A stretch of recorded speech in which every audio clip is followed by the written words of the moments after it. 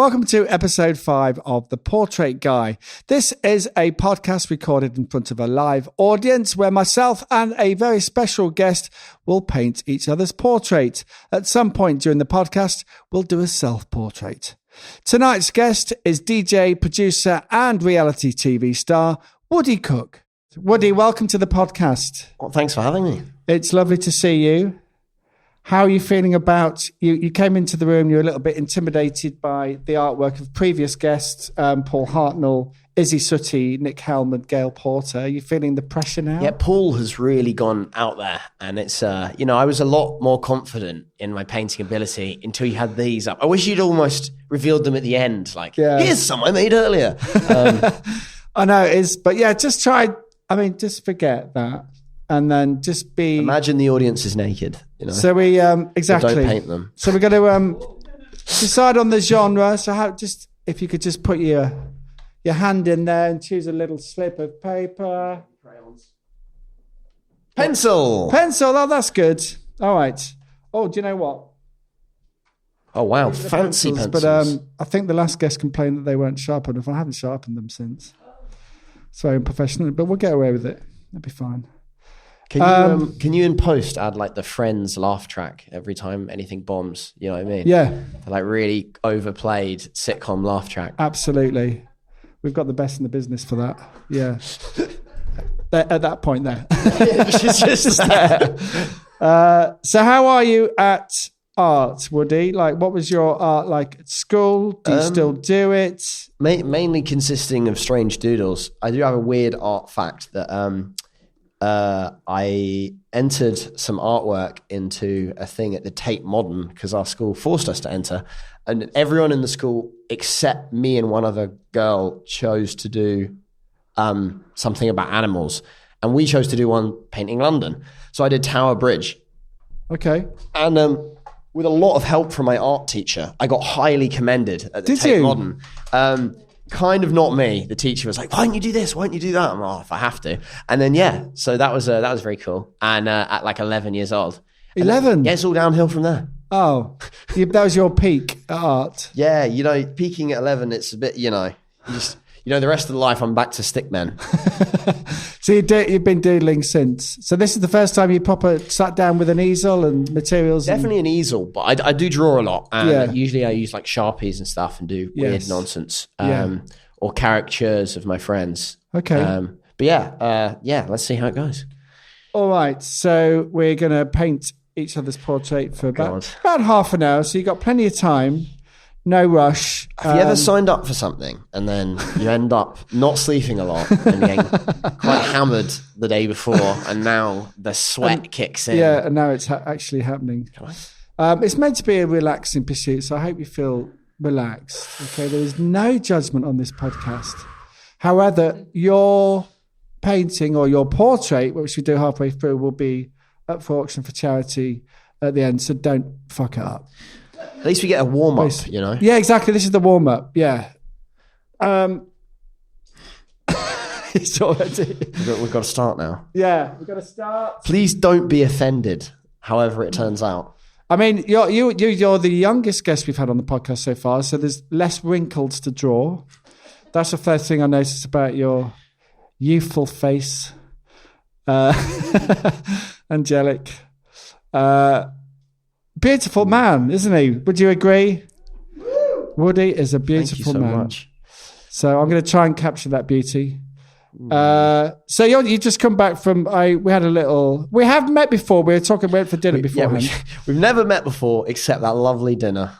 But we had dinner before, and we thought... So we met... can you remember Phileas Fogg, World of Adventures in Hollingbury? Oh my God. We both had a job there. So it was like an escape room type theme thing. Like Willy Wonka meets an escape room. It didn't last very long. It was clear that a lot of money had been spent, and it was on an industrial estate in Hollingbury. Yeah. And it wasn't really on the map. So I was playing a cowboy there. You were a cowboy, weren't you? Yeah, and the kids came in and I had to do rootin' tootin' kind of thing.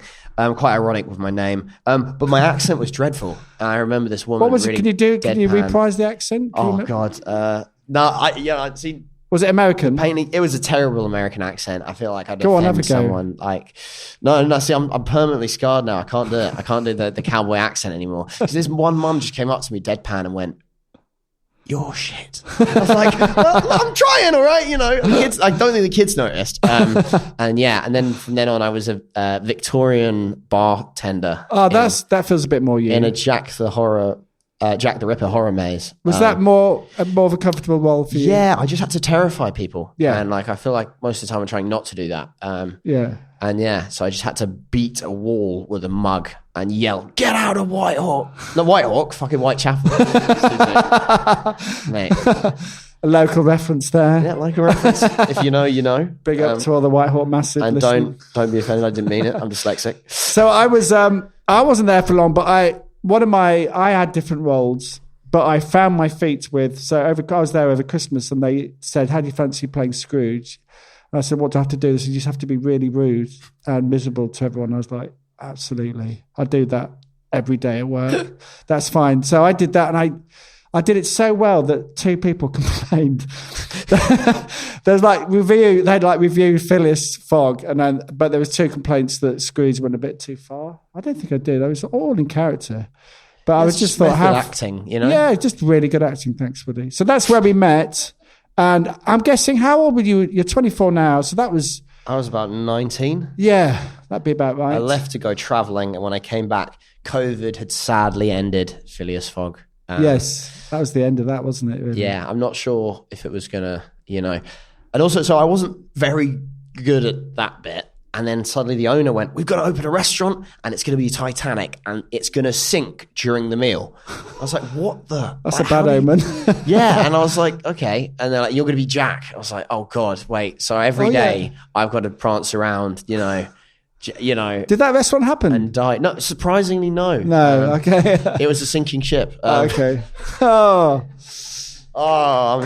there you are. There we go. Insert one the clap, Friends which laugh we can. track. We can add more. But I kept asking him, like, how does the ship sink? And he goes, "Well, like water will come in." Like, what? How? Like, what? So it's going to flood, and people are trying to eat. And also, is it like morally okay to have a restaurant dedicated to like effectively an accidental massacre? Yeah, you know, it's like it doesn't fill me full of like joy. Let's go. You know, in like 100 years, would there be like a 9/11 restaurant? It just doesn't seem like particularly like you know, cosplay as sort of a sinking ship. I don't know. Yeah, Maybe I'm overthinking. Even 1912 is too soon. Yeah. So the Titanic restaurant didn't happen. So at the age of when you were doing Phileas Fogg, because you we were talking about your school life earlier, and you went to Basvic, didn't you? Yeah. And then did you go to university, was it Bristol? Yeah. So I went up to Bristol because... was it film studies you did? Yeah, I was doing film and theatre. So yeah, all of this kind of stuff. And yeah, I survived 1 year heroically. And then I realised that I had ADHD and I was going to have to take like buckets of Ritalin to finish it off. So you found it really hard to concentrate? Yeah, I always have. Anything that like, if I'm really impassioned about something and I think there's a point to it, but whenever there'd be like a pointless essay or a pointless, you know, it didn't feel like it was adding towards anything I actually wanted to do. Yeah. I just couldn't do it. And so I ended up borrowing a load of my friends' Ritalin and then going and getting a kind of, not like an official doctor's diagnosis, but by some people who work with ADHD and stuff. Yeah, went to my dad and he was like, "Back in my day, that was called being lazy." I was like, "Oh, great. Okay, never mind." And so in the end, I realized, you know, if you don't know, Ritalin is in the same family. It's an amphetamine. Yeah. It's in the same family as meth and speed. Yeah. In fact, if you were to take meth, your body breaks meth down into a drug and then it breaks that down into Ritalin. Oh, wow. So effectively, Ritalin is like digested meth. Yeah. And so the idea, I'm not against it, the idea that I was going to take loads of that to try and fit into a thing. Yeah. So I wrote a 16-page essay about why I was leaving university and gave it to my parents. And they're like, "Well, now you've done an essay. You've got a whole dossier with images." Oh, really? So you everything. gave it to your parents? Yeah. I thought to explain why you were dropping out? Yeah. I didn't give them an option. I just told you, this is what's happening. But, you know, please don't hate me. And it was it all went very well in the end. And I guess even back then, there wasn't a huge understanding of ADHD. Like your dad's reaction was fairly typical, would you say? I think, it's difficult. And I feel like more and more people are getting it now because of like phones and the way we live and everything. And for me, it was just a light bulb moment where my whole life, every single report card, everything had always been great when it gets down to it. Does absolutely nothing outside of class. And I just thought, I'm dyslexic, that's just part of the whole thing. And then one day I went, wait, people with ADHD are the most fun at festivals. And I don't know if everyone's got that friend. Woo! Some clap in there. Yeah. And they're the best. They just keep going. They drag you off to see some act you've never heard of before. And then at one point I went, wait, this is weird. Like my 5 best mates have ADHD. I was like, hold on a minute. And I was like, wait, the people that I'm the most similar to. Yeah. And I didn't want to do that kind of like WebMD diagnosis, like I've stubbed my toe, you've got foot cancer. So I was like, I will actually go and, I don't know. I feel like it's very easy to accidentally Google something, and diagnose yourself with everything that's ever happened. So I just thought, life's life. It helped a lot. And now I think my mum has worked it out, that she's probably, I mean, if I know my family, they're always mad as a box of frogs. But again, back in the day, it was just being eccentric, and now I've got fancy names for it. So, are you taking medication for it? I'm looking into it. You're looking into it. So, how do you manage it, or do you just put your? I mean, obviously, you're not studying anymore, and you're DJing. Mm-hmm. I'm guessing that's easier to do. Your ADHD? Yeah, it's the DJing's easy. A case of finding your thing. The producing's hard, and I live with a load of mates in Bristol, and I love them to death, and they are so much fun that they are some of the most distracting people I've ever met, because there's always more fun to be had and chaos, and so like me trying to. I ended up going to New York for 3 months to make music. Yeah. And that was brilliant because it was just me and a room and a laptop. This was recently, wasn't it? Yeah. And I'd be up till like 7 a.m. making music. And it was the perfect thing for me because I could go out, exert all my energy, go clubbing. And people would take me clubbing. I'd go home and then work for another 4 hours.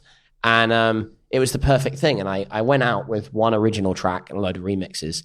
And I came back with like 20 original tracks. Oh, wow. Because I just sat down, grinded it every day. And I think for me, so there's a study they did on rats where they basically put rats, they basically said that lab testing doesn't work because the rats are in cages. So they put rats in a cage and they put rats in what they called rat paradise, where everything a rat could need was there, like stimulation, exercise, nature, whatever. Space. And so, they put a series of drugs in both. And the rats in rat paradise never touched them and didn't want them. But the rats in the cages became drug addicts. And that is kind of a reflection. And it's in loads of other animals as well. I know I told you this already, but the bison in Vietnam during the Vietnam War, they would never eat the poppy seeds. And the second all the bombing started, they started eating the poppy seeds. Basically, the bison started doing heroin. And so, throughout nature, animals will use things like that to deal with their circumstances. And so my philosophy is for myself is to build my own rat paradise. What makes me happy? What makes me think I'm fine the way things are? And for me, it was like getting plants, it was my living space, who I'm living with, giving myself that kind of space, that room. And even just like my rituals in the morning, not going on my phone, spending an hour, just even if it's, going outside, listening to music, making breakfast, but just not going on my phone. And then, I made my rat paradise and it suddenly got a lot more done. Unlike this painting, you're just eyebrows, a nose and a mouth right now. I'm doing your eyebrows and eyes, which I think is crucial, but I'm really happy with the shape of your face. Oh, perfect. I feel I've got that on paper, and I think I've captured your curls quite well. It's really interesting you say that, and I think it's a really good thing to realise that I certainly had no clue of that sort of way of thinking at the age of 24. So I think that should be commended. I think that's a really good. I mean, it's like life, much like this art, is an unfinished picture. And you're always kind of filling in the gaps, as you go, making up as you go along. I think,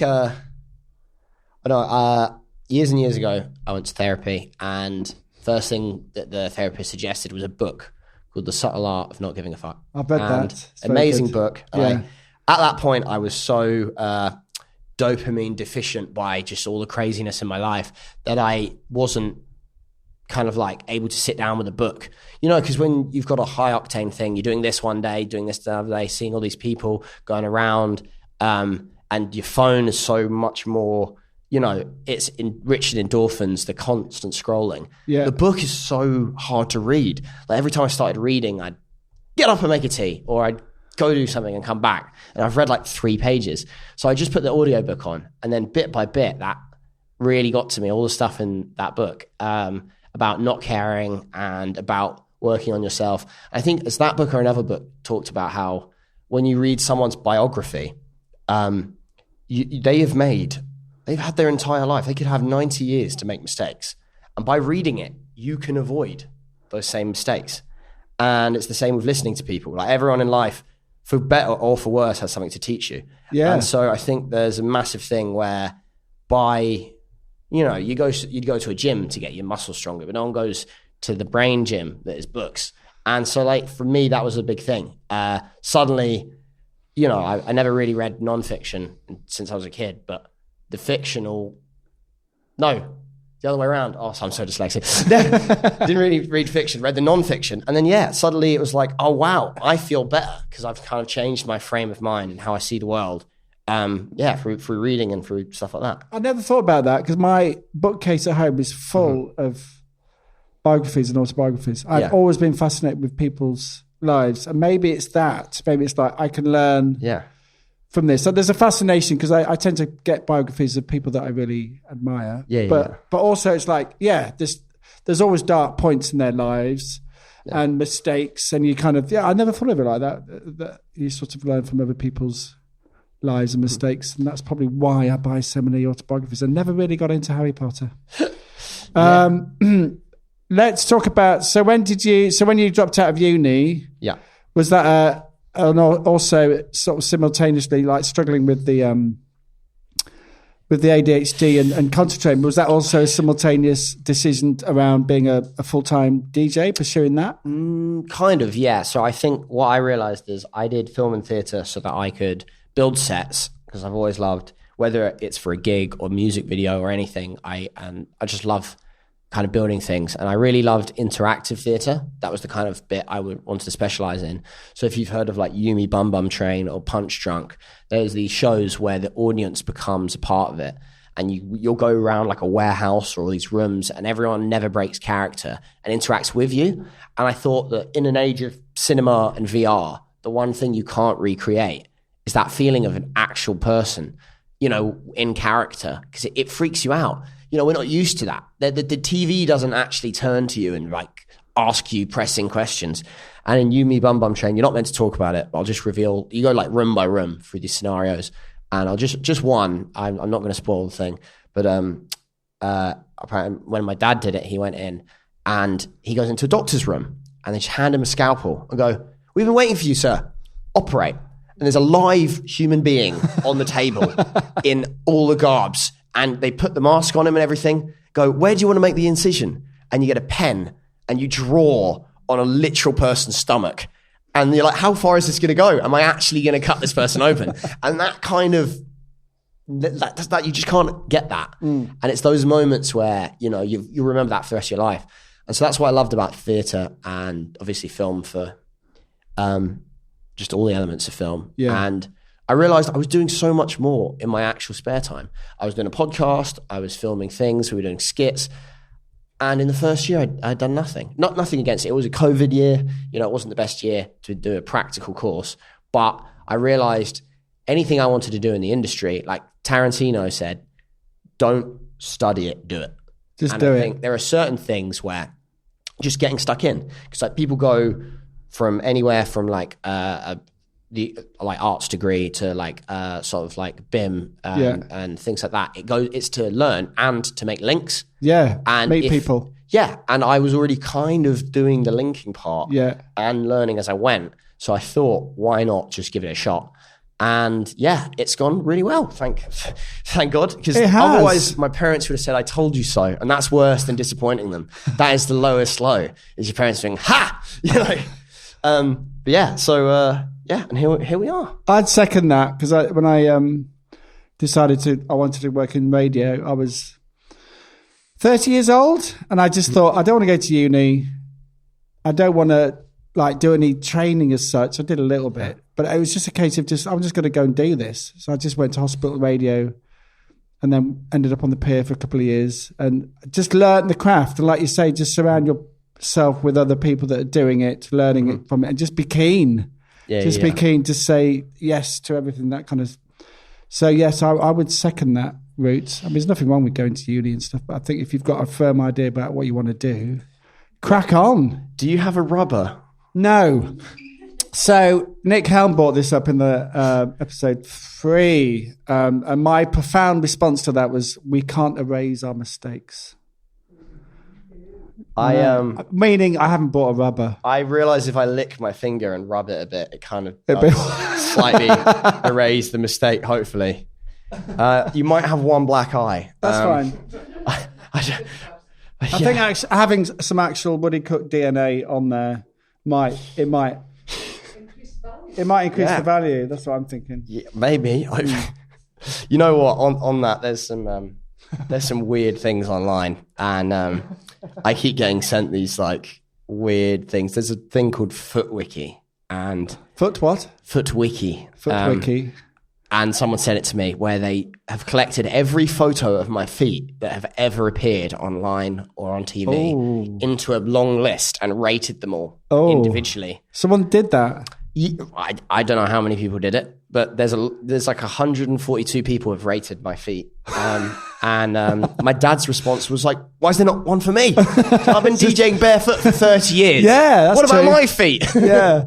But yeah, I don't know. It's really bizarre that we live in an age now where you can tweet pretty much anonymously anyone on earth, and there's a chance this person might see it. Yeah. And you can either say weird things, you could Photoshop them into weird scenarios. Yeah. And it's just such a mad world that we live in, that people have kind of the balls to do that, you know? Quite literally, you'll go through images and stuff and hey, nice to meet you. And then there's a photo of someone's junk. And you're like, my God, imagine if we did that in real life. Imagine I just come up to someone on the street, go, hi, and then just get out a dossier with photos of me naked and just spread it in front of them. It's just so weird how somehow it's slightly more acceptable on the internet, but it shouldn't be. Yeah, it feels we're so emboldened by this kind of anonymous nature of fairly anonymous nature of the internet. And yeah, there's just it does open up some weird avenues. We're going to do your tash now, Woody. It's the crucial part of, and I think it's the only thing now that can save this picture, because the rest is. I might end up looking like Charlie Chaplin or a certain Austrian painter. Yeah, you are. So don't do that. I'll be careful not to do that. Yeah. I've got to say, go on. This isn't the best piece of art I've ever created. Okay. I thought you'd turn a corner there. I thought there was maybe. This is, I don't know. I don't think the time would have anything to do with what's happened here. I made you look 20 years older here, for sure. It's adding definition, I think it's an actual art technique, smudging, Not that I'm doing it very well. How is the DJing going? You were in Malta yesterday, weren't you? Yes. You're all over the place really at the moment. Are you enjoying it? Yeah. So, and you're producing as well. You've got some music coming out. Yeah, hopefully. Got to finish it first. But no, it's very exciting. I think for me, when you do what you love, and I kind of started off doing the kind of Pride circuit of the UK. Yeah, and it was just amazing going to all these places like Jersey and stuff that I couldn't have even pointed to them on a map, and getting to go around the country and meet all these lovely people. And then from there's more and more just weird gigs. And what I love is that I can do a gig to 10 people and have just as much fun as to a full club. Oh, I mean, you have fun. Have you seen Woody DJ? Have you seen him online or in real life? I mean, there's a lot of fun going on there. Yeah, I mean, my MO is that I have to be having more fun than the crowd or I'm doing the wrong job. Because, you see certain DJs, and it's like, it looks like they're not enjoying it. I'm like, you pick the music. If I put music on in the car, yeah, I'm gonna move the most. If you put music on in the shower, you're singing along, and so I don't get it. The DJ gets to choose the music, and then looks fed up. Like, just change the tune. So I feel like that's a good point. I got a review years ago when I was doing 1BTN, and someone typed in the chat bar, keeps changing direction. No sonic linearity. Dreadful, mildly better than when I saw him live. He looked like he was having more fun than the crowd. I just responded, and come again next week for more of the exact same. You just explained my DJing style, which is, changing directions. Maybe he wouldn't have said it quite as harshly, but when he said he looked like he's having more fun than the crowd, that's my motto now. Yeah. From this guy trying to slate me. I'm like, well, that's me, And if I'm dancing and there's 3 people dancing with me, by the end of it, it's infectious. Yeah. And me being weird on stage allows people in the crowd to be weird. And it becomes this whole circle where you feel a bit free to express yourself. And and so it's been really lovely. I like that attitude. I was thinking of because we were chatting about Arctic Monkeys on the way here, because a friend of mine roadied for them. And the first time I saw Arctic Monkeys, they were just, they've got a very different stage presence now. Let's put it like that way.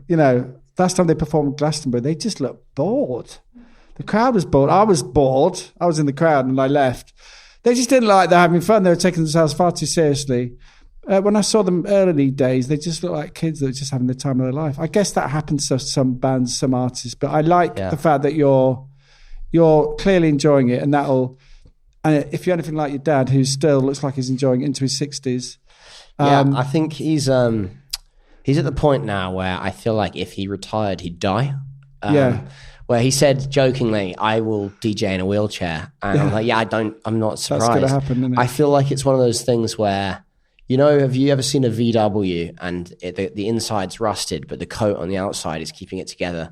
I feel like the Hawaiian shirts, the sweat and the rave beats are like keeping my dad eternally youthful. It's like the fountain of youth. I did ask him that once. I said, are you going to do this until you're dying down? He said, I would like nothing more than to die on stage whilst DJing. Yeah, I quite liked his ethos where he went, oh, what? Surrounded by my family in a hospital room, really old and that. So no, he's like, oh, you hear about people dying on the toilet, dying there. He's like, I'd rather finish a set and just have a heart attack, just collapse epically in one final sonnet, Yeah. Like the last moment of the third Godfather, where there's the crescendo and everything's happening and it's like, cut to black.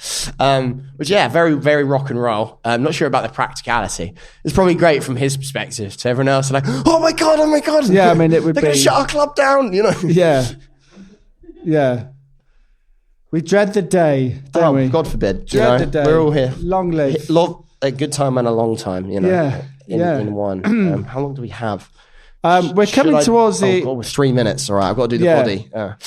I can't save this. I'm just going to leave it, I think.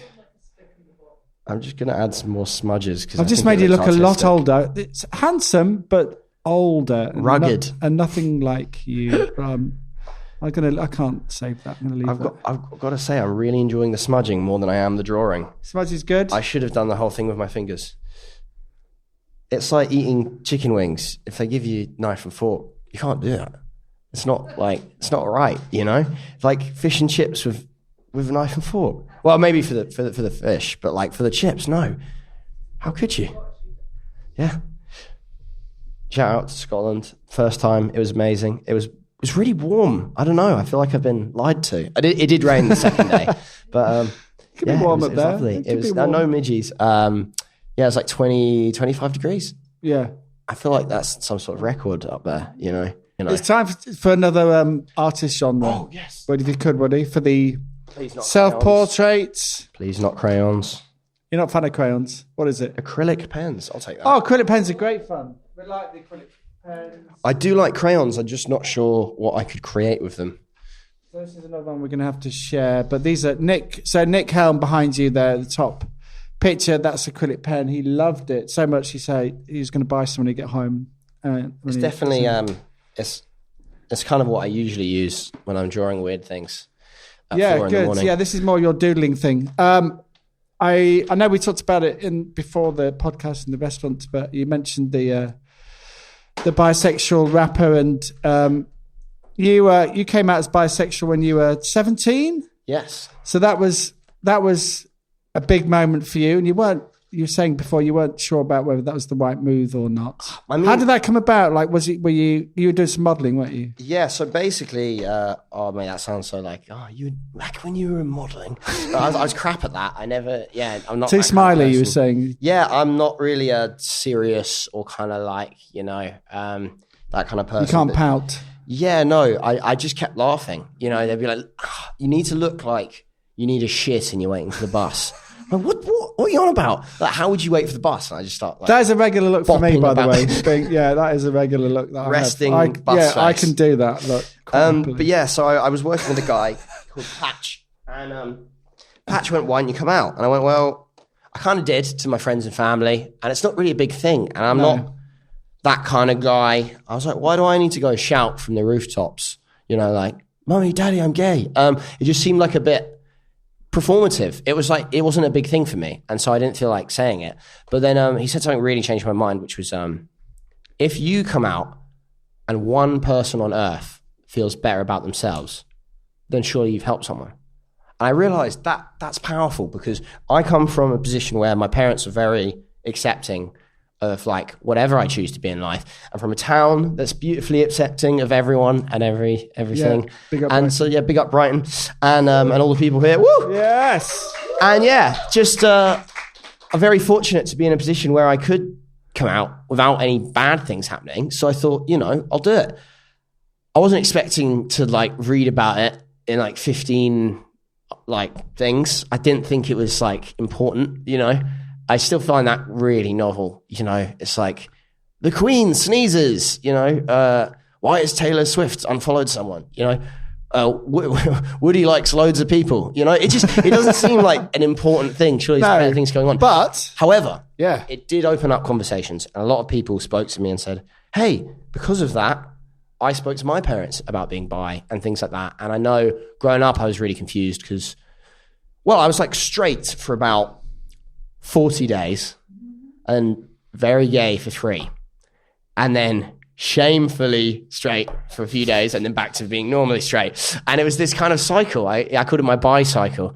And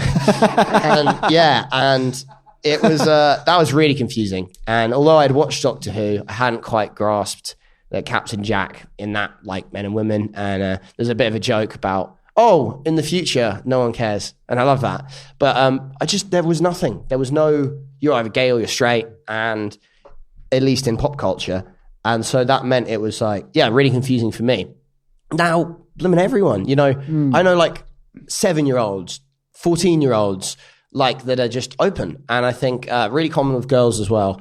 And I feel like still a bit harder for some guys to come to that. But for me, it was just I felt great that I could help, at least if it was one person, if it was, 2 people feel better about themselves. And it was a really warm reception. And the papers who had basically slated both my parents for about 25 years straight were really nice about me. I was like, that's lovely. I think they were a bit worried that they'll be homophobic. Were your parents worried about you doing that? Yeah, they were really worried. In terms of like the tabloid response? Yeah, they've kind of hounded them for my entire life. And so I was a bit concerned about that. You don't really want to feed them anything, any kind of, because they can twist everything. In fact, like there's going to be some random thing I said in this interview that like they could somehow work into something. And so, I don't know. It's that was the anxiety, but it kind of went the other way. And I've met so many amazing people, done all the prides around the UK. I'm doing Brighton Pride this year and did last year. Woo! Yes. See you there. So it's been great. And I did once get into a debate with my sister at the dinner table over my sexuality, which is the most 2020 thing you can possibly get into. She was insisting that I was not bi because I said at that point in my life I wouldn't date a man. And she tries to explain it away and everything. And bottling up inside my head was, don't yell, because like my granny's there, my mum's there, her boyfriend's there, and my girlfriend's there, and my sister. And in my head's like, I have had sex with men and I'd do it again. Like, what is that?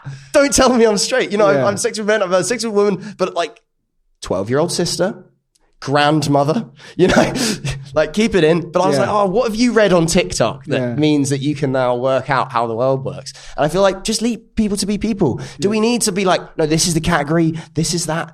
If anything, I'd be pansexual because I just like people based on them rather than gender. But like, thank you. But like explaining that to the grandparents is confusing because they think you're into pots and pans or pandas, So it's like, oh, let's just keep it simple. I like people. And I guess it doesn't matter to me, but I'm in the luxury where it doesn't have to matter. I'm not in a country where I can be put to death or I don't have things thrown at me, Like growing up, there was a lot of kind of like, got called a faggot a lot at school, stuff like that, which you kind of just get used to after a while. But I guess, you look at people like Sir Ian McKellen and stuff and the stuff they went through and how powerful they are. And you think, people are born in the wrong generation. And like, newsflash, no, actually, for a lot of people, this is the best we've had it. I mean, there's still so much further to go. There is. With like trans rights. I need to draw myself. With trans rights and, there is a lot further to go and more that can be done. However, we do also, pat ourselves on the back a bit. We've come a long way, even when I was a kid, gay was a playground insult, and things like that. I remember one day I was in year 3 and I called a kid gay. And he went, what if I was? And I went, oh God, he's got me.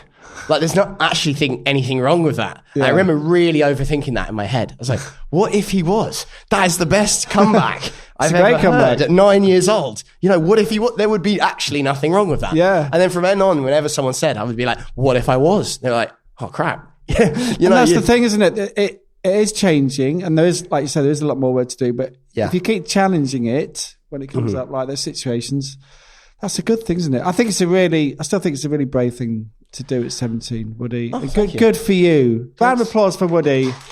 I think that's, I was talking to you at the restaurant about, my nephew who's struggling with that stuff at the moment. He's 16 and it's inspiring to hear. Like you say, if you help one person, I think that makes a huge difference. I am loath to talk about your parents, but I'm gonna, because I know them both reasonably well, very fond of them both. They've both been very generous to me in my career. Zoe was the first person I ever interviewed. Oh, wow. It was very exciting. I was on hospital radio and I think I wrote a letter to the house and said, can I interview you? And I think she rang the landline, this is a long time ago, and said, yeah, come to the house, we'll have an interview. And she was so kind and so generous. And I was just like an upstart in hospital radio, didn't really know what I was doing. But she said at the end of the interview, she said, I think you'll go a long way. Aww. And she was wrong about that. But I went part way. But she really inspired me to kind of keep at it. She said, you're good at this. Keep going. I think you're great at this. Oh, thank you. And that was really, really lovely. It was a big moment for me. And then the Argus did a little story on it. Hospital radio DJ interviewed Zoe Ball.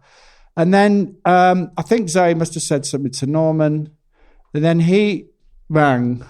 Yeah. Said, I'll do an interview as well. And I got invited back to the house and did an interview with Norman. Oh. And I've interviewed him, as I said earlier, loads of times since. Oh, sorry about that. And we just have a really nice time together. He's, again, very generous and easy to talk to.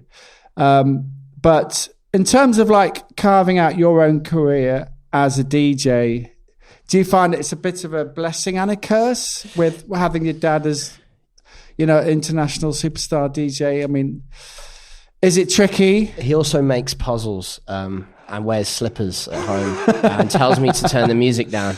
I believe all of that. Not that any that's a bad thing. I mean, yes, because it's definitely, there are places where people would humor me on a lineup where they wouldn't have if I didn't have that. But I think more than anything is he did instill some good tactics. First, the Hawaiian shirt is not a style piece.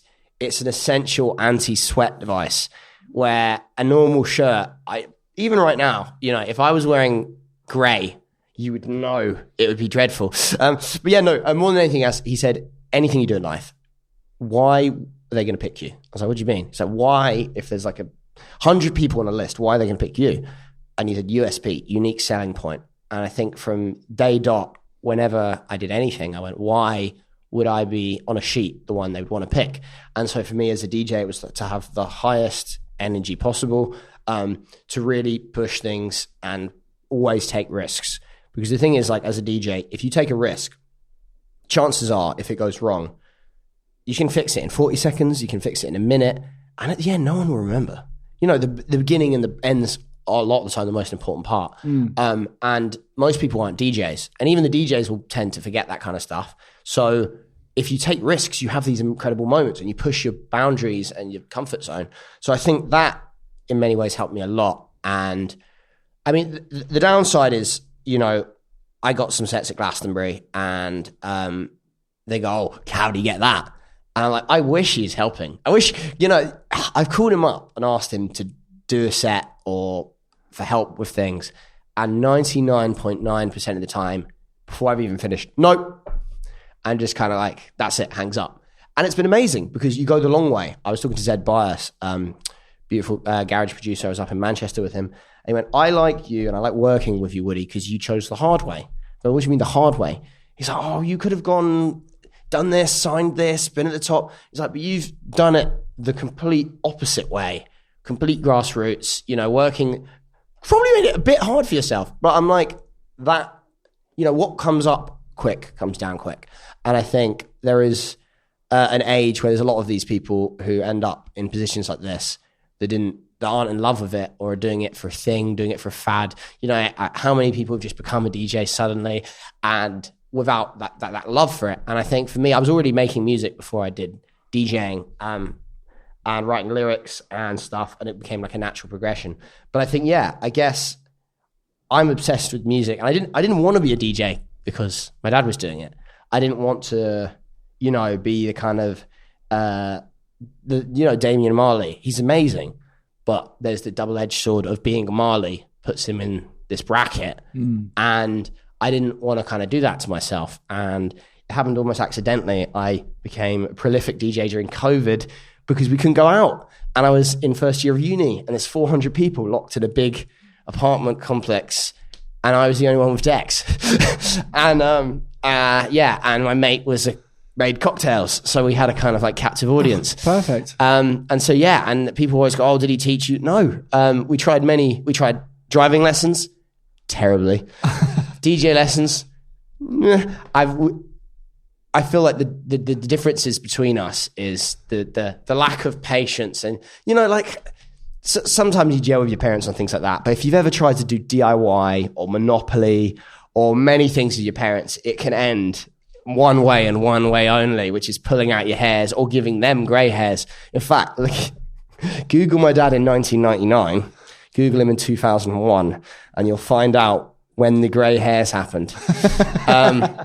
And yeah, so I think it's one of those things. I don't know. And so more than anything, you've met my mum and dad, and they are the loveliest people I've ever met.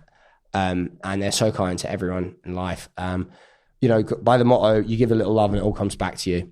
And, you know, my great-granddad was a window cleaner, and it was four generations straight. The cooks were window cleaners. My granddad went and did sort of bottle recycling. My dad went and did all that noise stuff on stage. And so for me, it's this thing that, you know, whatever happens, whatever job my parents had done, they would have still been the nicest people I've ever met. You know, my mum will remember, oh, he was the second lighting technician on a show I did in 1992, and he's got 3 kids that went to uni, housed the wife. I'm like, what the hell? I can't remember my own name. You know, I can't remember like where I was yesterday. Yeah. And she's got all this love, and like my mum buys like it's like a 90 Christmas presents every year. She's got this methodic list Wow. and goes through all of them and still managed to get the best gift for everyone. She's like a super empath and just like the most loving, understanding person I've ever met. And it's inspiring to see that and the effect they've had on people as human beings. I think that's the real superpower more than anything else. It sounds cheesy, but they are just, and I think you can see that in an industry. You give a little love and it all comes back to you. 100% agree. I remember walking away from that interview with Zoe, your mum, the first time, and I just felt like we were going to be best mates. And she hasn't spoken to me since. But that makes two of us. No, we always have a chat. But she did. She was just so warm and so giving. And Norman's the same, and you're very lucky to have them as parents. They're beautiful. Oh, thank you. Beautiful humans, they really are. We chatted in the restaurant before about the flip side of showbiz, the dark side of showbiz. Obviously, they've both given up the fun stuff, shall we say. They're both sobriety and living clean and sober lives after, I'd say, quite a hedonistic. I mean, some of the stories your mum and dad told me about the 90s. Whoa. I mean, Norm's even gone on record when I've interviewed him saying he'll never write an autobiography because he's just got too much shit on everybody. He is releasing a book later this year, like a picture book, but more on that later. Yeah. Which we're hopefully going to be involved in. But have they talked to you about sort of the hedonistic side of showbiz? Have you had the chat about like There's been some chats. Side? I think the funny one that I always get is I tell you more, but you might be inspired. It's the kind of fear that, you hear. It's almost carte blanche for me to do the same.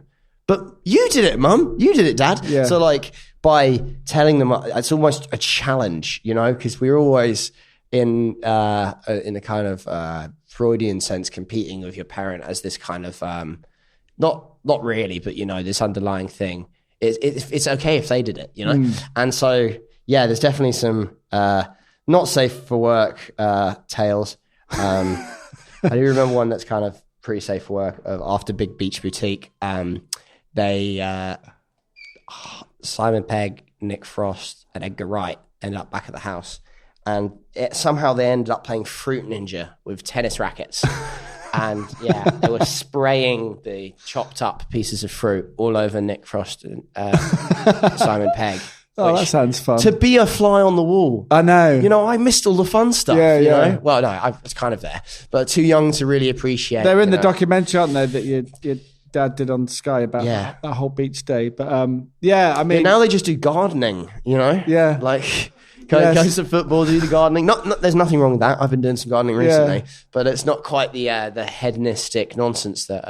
I think there is that side of it. Is like with my parents did it, I can do it, but there's also a side from my own experience of like not wanting to make the same mistakes as your parents and doing things 100%. Maybe slightly better, and they inspire us, but at the same time they teach us, don't they? So yeah, I feel like for me, I definitely saw that negative side and the damage that as much as rehab's beautiful and like my friend's been there and it's really helped him, at the same time I would like to be able to drink a mezcal on ice at 80 on a balcony, because I really like going to a fancy restaurant and just having two really nice drinks and just enjoying the taste, the flavor and stuff. And like, I can't have a pint with my dad. And like, I feel like that's a thing.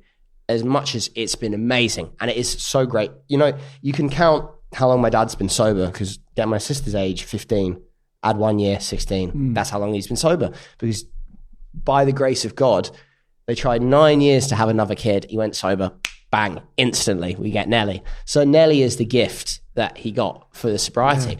And I think it's like, there's the good and the bad sides. I definitely notice when I'm sober, there's just certain events I'm like, do I really like this? If I have to be absolutely shit-faced to go and see this or, go and be in this environment, do I really, really enjoy it? Because there's things I can like happily do sober, and like the engagement, like it's like a festival versus a club. Festival, I can run around, climb hay bales, meet all these cool people, buy some cool food. The club, it's like, as someone who doesn't smoke cigarettes or vapes, there's only a certain amount of time I can fiddle with my hands in the smoking area, talking to people, before people are like, you sure you don't want a cigarette? Like, still don't smoke? And they're like, why are you in the smoking area? And so there's this kind of, feeling of, maybe it's the ADHD, just wanting to do something else rather than just the dark room and the lights. So I think there's the pros and cons. And I think seeing how it affected my parents, definitely it screwed my head on. There's points where you go a bit too far or you take things somewhere. But I always think, like, I don't know, if both your parents went to rehab, it doesn't take a mathematician to work out the predicted, it doesn't take a sat nav to show you where you might end up. And so, I've definitely been a bit more, reserved on things like that. I think it's very easy as a DJ.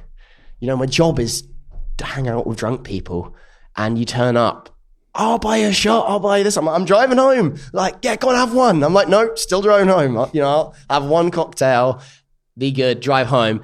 And, and sometimes, it's always like, stag and hen do's, they don't take no for an answer.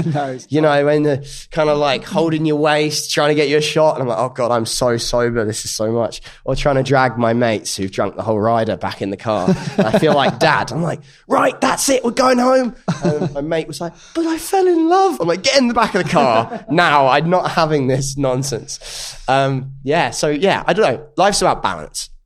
There's always too far, and there's always, and the abstinence and the pure insanity are kind of like, there's a beautiful middle ground. Or, sometimes, I feel Hunter S. Thompson said, no sympathy for the devil, take the trip, ride the ride. And I think that's what it's about. If you take that ticket, you get on that roller coaster, just know at some point what comes up comes down. And it's about, just having that balance in your life. And like I said, with the Rat Paradise, finding out what makes you want to be happy and sober. And, sometimes it takes this big moment, this big thing, like something that happens in your life. I know a lot of people, like, something happens or something happens to a friend, and then that kind of gives you the kick up the arse. I believe in the hero's journey. You have to crash out at some point. It doesn't have to be as, everyone's got a different rock bottom, but rock bottom makes good people. I feel like I'm almost wary if someone's been too happy in life, they haven't had that moment where they have to put themselves back together. I feel like every year and a half I'm at that point. Oh God, great. And then I go back to, I'll read a self-help book. I'll be like, sorry, I need to stop tapping. You're gonna have to cut down. I'll get weirdly like this, except without the face. I go, who is Woody? And I write down, like, what are the core things that make me me? And what could I be doing? Meditating, things like that would improve my life. And I think you need those moments to reassess yourself, because otherwise you don't grow. And so I feel like, I don't know. So I've got a company called Truth Tribe, and I feel like it's about finding your truth and finding your tribe. We've got some members here. The tribe came together. Most people in the tribe had a moment where they went low and they decided to become a good person, work on themselves. And then that's always when they turn up. And I like the image, you're either on the bus or off the bus. And so many people in my friendship group, it was just when they were getting their life back together, or they weren't friends with certain people anymore, bad influences, just people who weren't there for them. That's when our found family kind of found each other. And over the last 6-7 years, we've kind of come together, and it's proper. I mean, the only thing anyone here can be part of the tribe. All you got to do is want to make your life better and strive towards something and grow as a person and be nice to everyone, seeking like nothing in response, and you're in. And that's it. That's the only like parameters, as long as you're trying to be a better person and being nice to people, that's about it. And and so that's kind of the tribe ethos. And I think that's what you need in life. And sometimes you can get that from rehab and that found family. And sometimes you can sort of give your friends help and therapy along the way. And it's, people go, oh, well, I don't have that relationship with my family. I'm like, your family is who you dropped into earth with, who you parachuted down, you're born, etc., etc. But your friends and the people around you, that's your found family. And they can just be just as meaningful, because they're the people that, that you've chosen and have chosen you. And it's never too late to find those people. If you feel like you're the wrong people, They're always out there somewhere. You just got to like set the intention, and like a magnet, you'll find them. Find a tribe. Totally believe in that. Yeah. Not a cult. For that. Yes. How are you getting on with your self-portrait, Woody? How long do we have? We haven't got long left. Sugar honey iced tea. I've got half a face. All right. I'll just rush the end. Oh my God, you know those like... I finished mine. I've done mine very I've kept it simple. You know those AI images of people with really manly chins? I've accidentally done that. I look like Joe Swanson from Family Guy. You know, they're kind of like classic American, like... I've just kept it simple.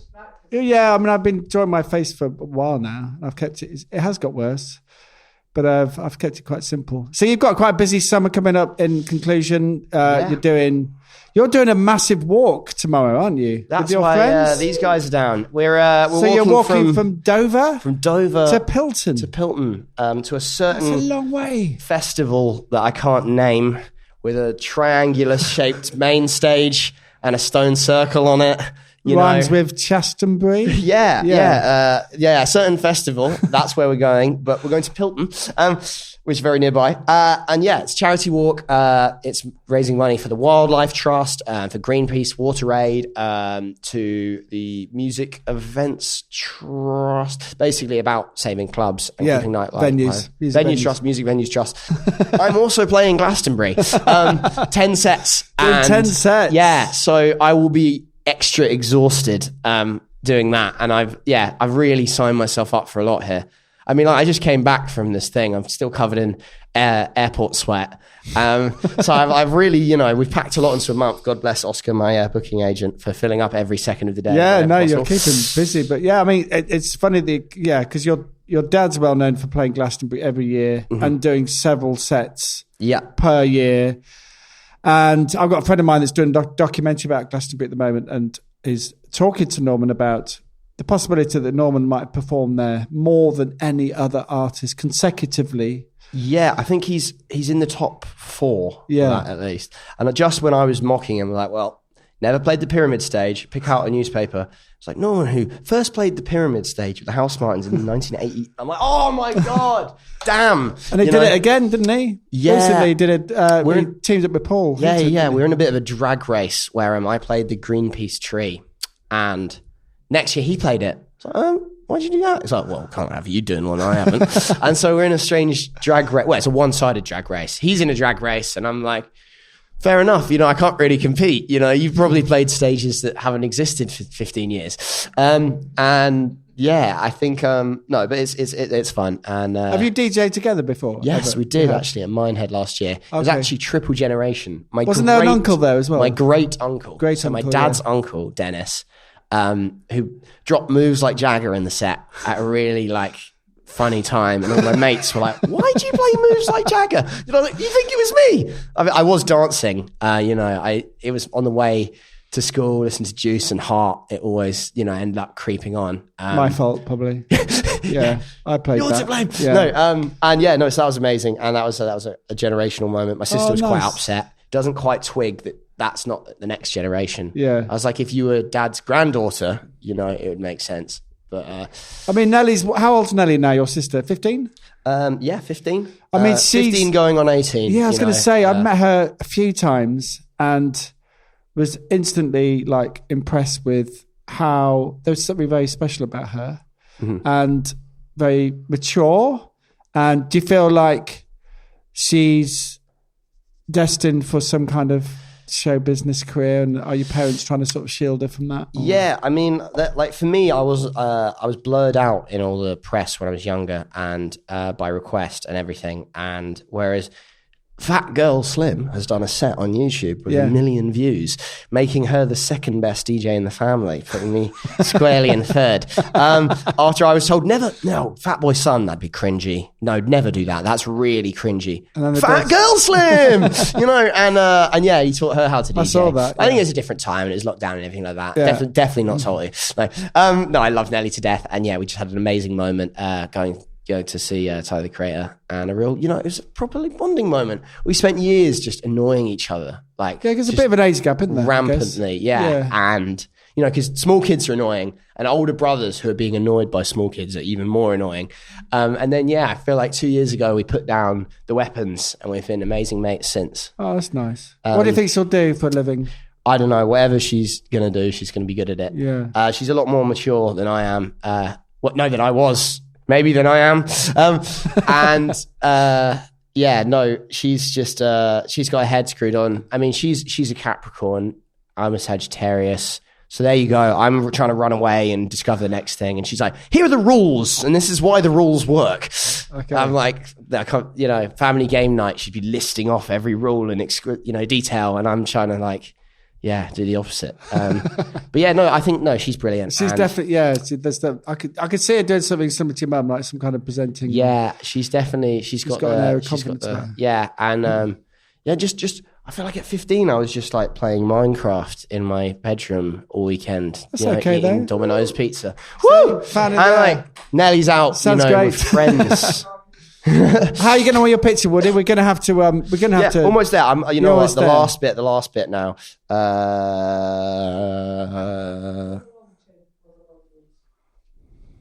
You talking about me? Yeah. He's doing a self-portrait. He's done me. I've done the long chin and the long nose. So on my self-portrait, you're not. Sadly, not doing Celebrity Gogglebox anymore. No, there's always next year. There's always hope for next year. But that's the best job I think you could ever wish for. That looked great fun, just doing your mum hanging out with my mum, watching TV. It's a good gig, isn't it? Yeah, and for once, people aren't telling me to shut up.